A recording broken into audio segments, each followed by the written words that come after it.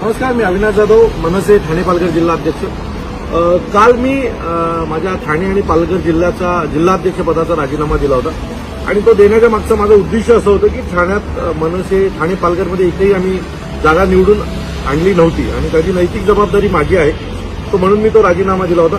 माझ्याकडे पक्षात 3 पद आहेत। एक पक्षाचं नेतेपद आहे, दुसरं नाभिक सेनेचं अध्यक्षपद आहे आणि तिसरं जिल्हा अध्यक्षपद, अशी 3 पदं होती। सो त्यातल्या एका पदाचा मी राजीनामा दिला होता आणि उर्वरित मी पक्षाचा नेता होतोच, तो मी नेता म्हणून देखील काम करू शकत होतो।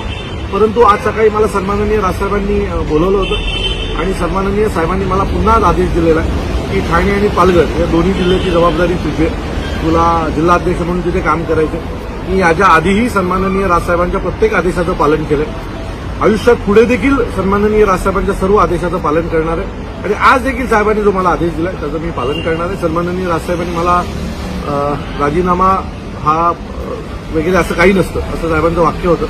काम करत राहायचं असतं, यश जेव्हा मिळेल तेव्हा मिळेल। सो मी साहेबांच्या आदेशाचं पूर्ण पालन करून आजपासून पुन्हा ठाणे आणि पालघर या दोन्ही जिल्ह्यांमध्ये महाराष्ट्र नवनिर्माण सेना पूर्ण ताकदीने वाढवणार। आणि आणखी एक गोष्ट मी नेहमी सांगतो लोकांना, मला अनेक लोक फोन करतात आणि मला सांगतात की आमच्याकडे, त्या वेळेला माझं एक वाक्य असतं की माझ्या रक्तात राज ठाकरे, तो माझ्या रक्तात राज ठाकरे, त्यामुळे कुठल्या जिल्हाध्यक्षपद गेल्याने माझी साहेबांवरची निष्ठा कमी होणार नव्हती किंवा साहेबांवरचं प्रेम कमी होणार नव्हतं। मी नेते म्हणून किंवा नाविक सेनेचा अध्यक्ष म्हणून किंवा महाराष्ट्र सैनिक म्हणून त्याच जोशात काम करणार होतो।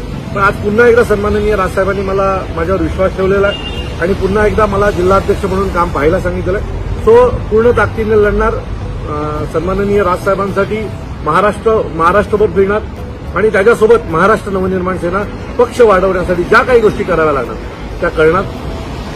ज्या महाराष्ट्र सैनिकांनी काल दिवसभर सोशल मीडियावर असतील, मला फोनच्या माध्यमातून असतील, राजीनामा देऊ नका वगैरे जे सांगितले होते किंवा मी त्यांच्यासोबत राहिलो पाहिजे अशी प्रत्येकाची उत्तर, त्या सर्व महाराष्ट्र सैनिकांचे मी मनापासून आभार मानतो। माझ्या पक्षातल्या अनेक नेत्यांचे मी आभार मानतो की ज्यांनी ही सगळी घटना घडल्याच्या नंतर ताबडतोब मला फोन करून तू एकटा नाहीस, आम्ही सगळे जबाबदार आहोत, आपण सगळे एकत्र राहिलो पाहिजे आणि सन्माननीय राजसाहेबांची ताकद वाढवली पाहिजे अशी प्रत्येकाची इच्छा होती। माझी इच्छा तीच आहे।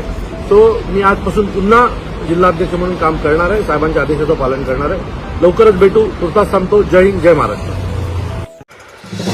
नवीन घडामोडी पाहण्यासाठी आजच आम्ही मुंबईकर 24 तासला लाईक करा, सबस्क्राईब करा आणि अपडेट रहा।